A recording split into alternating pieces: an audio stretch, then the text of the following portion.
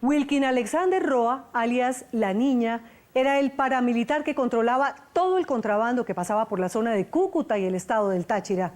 Recaudaba cerca de 180 millones de pesos solo para el bolsillo de los urabeños. Según él, la Guardia Venezolana cobraba sus propias vacunas a los contrabandistas y a los urabeños también, para que pudieran trabajar.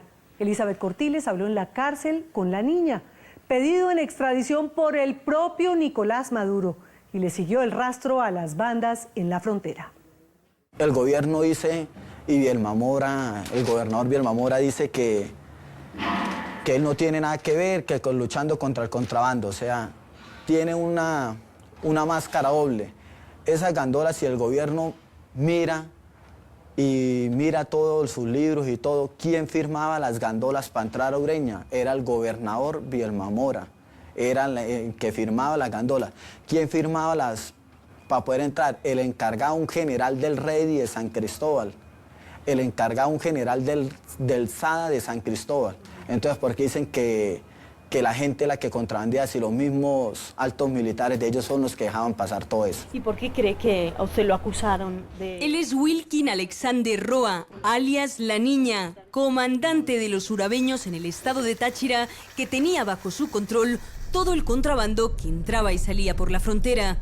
Ya fueran gandolas, como les dicen a las tractomulas en Venezuela, o en los hombros de miles de bachaqueros, no se movía ni un rollo de papel, una libra de harina o un litro de gasolina sin su permiso. Cuando estábamos ahí, ellos tenían control de San Antonio, Ureña, parte de Cúcuta, varias zonas. Señala directamente a José Gregorio Bielma Mora, el actual gobernador del estado de Táchira y quien fuera superintendente del Servicio Aduanero de Venezuela, el equivalente a la DIAN, de estar implicado en el negocio del contrabando. Pedimos del Táchira que se coloque un peaje internacional para proteger y defender nuestras carreteras. El contrabando que dicen de los víveres, que Bielma dice que no. Nosotros agarramos hasta 10 cabas a veces de contrabando así, una tras de otra. Y llegaba y nos decía un compadre de Bielma Mora, el que tenía a Bielma Mora encargado, y decía, esto es de Bielma Mora, usted sabe, si no le metemos ejército y si no lo perjudicamos y le dañamos el trabajo. Uno le cobraba por cava cada 5 a 10 millones de bolívares y pase normal sus cavas. Maduro ordenó cerrar la frontera por la presencia de paramilitares y sí, tenía razón, alias La Niña asegura que desde Venezuela a día de hoy seguirían pasándose mercancías por las trochas. Pero lo que Maduro no dijo es que según el líder del clan Usuga, toda la guardia venezolana en la frontera estaría implicada en el negocio. La guardia era el que daba la hora de trabajar. Ellos decían qué hora se trabaja y qué hora no. Es que, por ejemplo, si daban orden de trabajar a la 1, 2 de la mañana, ahí llegaba un funcionario de tal cosa, llegaba otro funcionario, llegaban 3, 4 funcionarios, llegaba un obrero de nosotros, ahí delante de ellos, y todo el mundo, el que iba pasando, iba pagándole a cada persona y a cada... ¿Cuánto le pagaban a cada persona? Cobramos 1 millón de bolívares cuando eso por gandola. Roa fue el cabecilla del clan Usuga en la zona de Ureña desde el 2012 hasta agosto del 2015, cuando se entregó a la justicia colombiana. 3 años en los que asegura habría coordinado con la Guardia Venezolana el paso de tractomulas cargadas de todo tipo de mercancías, desde carne hasta chatarra. Cuando entraban a Ureña, los mismos guardias encargados de la chatarra, ellos daban la lista. Bajaron tantas gandolas, 20 son de tal persona, 10 de tal persona, 30, 40 de tal persona. Estaban completamente implicados. Si usted para entrar una gandola de donde la traían, para entrar a Ureña tenían que pasar mínimo, para llegar a Ureña, como 10 alcabalas. ¿Qué documentación traen? Documentación firmada por Rey, por el gobernador y por el SADA. ¿Y cuánta plata se quedaban los militares venezolanos? No, eso sí no sé cuánto cobraban ellos. Todo el mundo cobraba lo suyo. Todo el mundo tenía a su persona encargada en cobrar. Pero ellos sabían que nosotros estábamos ahí en la zona. La niña, que se ganó el apodo por llevar siempre las uñas arregladas, tenía su propio pelotón de hombres, entre colombianos y venezolanos, que él mismo reclutó y que se encargaban de cobrar las vacunas en los pasos ilegales de Ureña a Cúcuta. Yo no tenía que ver con secuestro, homicidios, nada de eso. Yo era solamente quién va a trabajar por la trocha, qué se va a pasar, qué camión, todo me lo tenían que decir a mí. De resto se le cobraba a la gente que pasaba por las trochas, sí. Se les cobraba a los que trabajan con carne, se les cobraba a los que trabajan con gasolina, se les cobraba a los que trabajan con ACPM. Yo también trabajaba en ACPM y en perecedero, o sea, pasaban una que otra cosa, unos que pagaban silla, otros pitillos, cosas diferentes. Cobraba todo eso.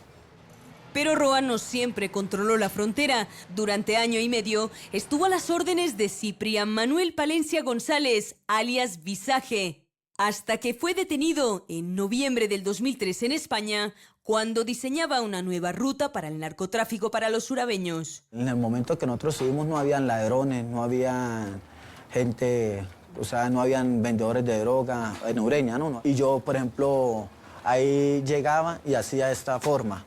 Agarraba, sabía que ese fue el que cometió el delito, lo amarraba, lo encintaba, fum, fum, fum, lazo, y llamaba.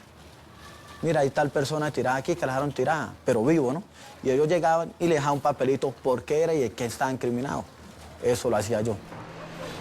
Wilkin Alexander Roa decidió entregarse a la justicia en Cúcuta para evitarse un mal mayor. En Colombia solo lo acusan de concierto para delinquir y su condena podría ser de 8 años de cárcel. En Colombia tienen un listado a los que pertenecieron a las autodefensas.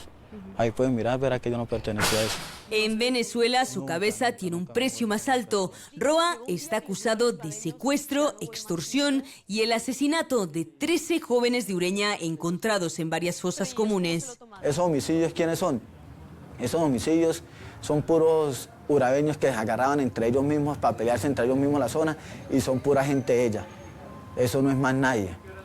Y los otros que dicen que hay en otra finca, era la finca Carevieja, que todo el mundo lo sabe, la ley la sabe. La ley sabe cuando le hizo una enredado a él, la ley le llegó a su finca. O sea, ¿por qué me meten eso a mí si saben que la finca es de Carevieja? Eso es lo que yo no entiendo, ¿por qué me meten a mí esos muertos si viendo que la finca es de ellos? ¿Usted teme que lo extraditen? Temo que me extraditen porque en Venezuela no hay garantías ni hay derechos humanos. Y se lo digo porque yo, trabajando con el contrabando, pasábamos los camiones y si ellos necesitaban positivo, agarraban 2, 3 colombianos que iban con una bolsa de mercado y decían que eran bachaqueros y los metían presos.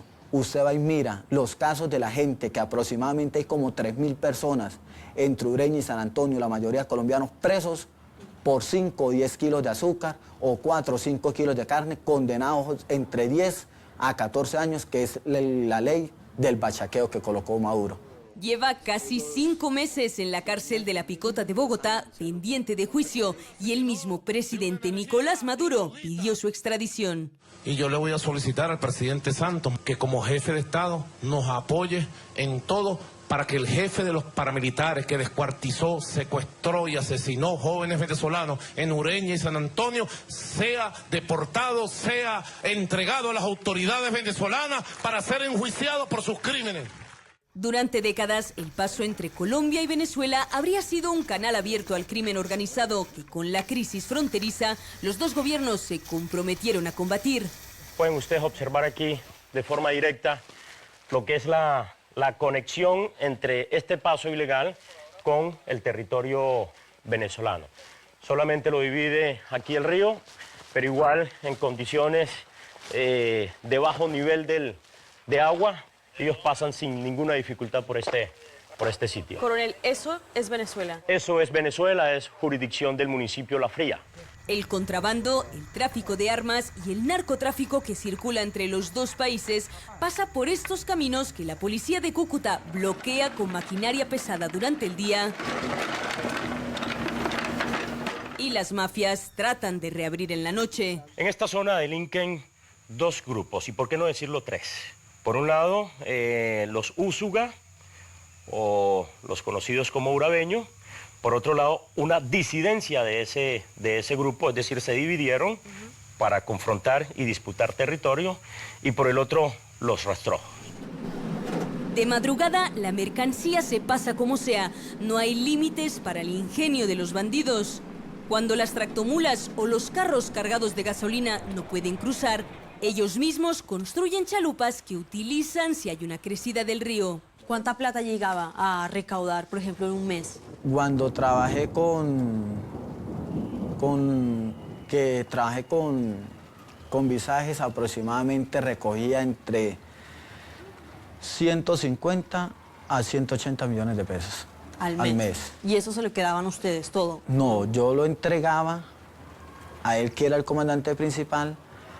Él nos pagaba la nómina de la gente que estaba ahí. ¿Y cómo eran las reuniones con los comandantes que usted tenía? ¿Se reunían en algún lugar de Ureña? Uno iba y, por ejemplo, uno llevaba la plata en una bolsa y yo me reunía con ellos personalmente, era llevarle, mire, recogí esto esta semana, hoy me toca al mes, recogí esto al mes, de resto más nada. Solo en la frontera de Cúcuta habría un centenar de trochas escondidas en fincas y zonas rurales por la que los grupos paramilitares controlan el comercio e imponen su propio orden tributario. Pero es que en toda la frontera colombo-venezolana había casi 300 trochas por donde pasa el 10% del combustible que se consume en nuestro país. Unos 100.000 barriles de petróleo diarios. Al día de hoy estamos registrando 13 trochas inhabilitadas. Esta es una de ellas. Por seguridad de los propietarios de las fincas no vamos a dar nombre de las fincas. Porque estamos diciendo que la mayoría de las trochas pasan por recintos privados, pasan por fincas privadas. En su gran mayoría, podríamos decir que el 95% de los pasos ilegales irrumpen por predios privados. Y es que el contrabando es tan escandaloso que en un solo operativo la policía llegó a interceptar por una de estas trochas 13 toneladas de carne que iban a ser vendidas en los mercados de Cúcuta. Hay algunas coordinaciones que venimos haciendo con el Ejército y la Guardia Venezolana para mantener un control total de estas líneas fronterizas. Es la única forma de hacerle frente al contrabando. No sirve de nada que se controle de este costado y no haya control al otro. Pero es que se trata de un negocio ilegal demasiado rentable. La mercancía que llega de Venezuela se vende por un precio 10, 15, 20 y hasta 50 veces más alto que el de origen. Para el cabecilla de los urabeños, la Guardia Venezolana siempre ganaría, tanto si contrabandean ellos mismos como por las vacunas que cobrarían a los que pasan. Y no solo eso, asegura que habría generales cobrando grandes impuestos a las mafias para dejarlos trabajar en la frontera. Estaba cobrando 30.000 bolívares fuertes, o sea, eso aproximadamente sale siendo como estaba el bolívar en ese tiempo, a 7 salían siendo 21 millones de pesos. ¿Por cada pasada? No, por un arreglo al mes.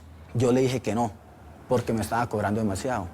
El general actualmente trabaja con los urabeños. Usted les dijo, llegó un día Antes de entregarse, la niña cuenta que se negó a pagarle lo habitual a los militares venezolanos y vincularía las últimas acciones policiales contra los urabeños en San Antonio y Ureña al incumplimiento de su trato. ¿Por qué el general, si actúa entre Ureña y San Antonio, no actúa en Guaramito, que hay aproximadamente en el lado venezolano como 100 personas uniformadas y todo, que yo iba a las reuniones uniformados, con fusiles de alto calibre, 7.62, 5.56 de diferentes calibres, acá, Galil, FAL,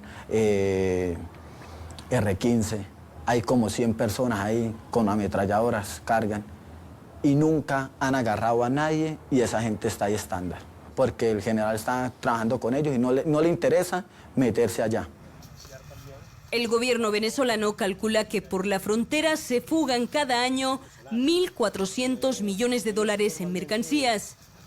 Y aunque alias La Niña continuará quietecito, encerrado en la picota, el negocio multimillonario del contrabando seguirá andando por las trochas.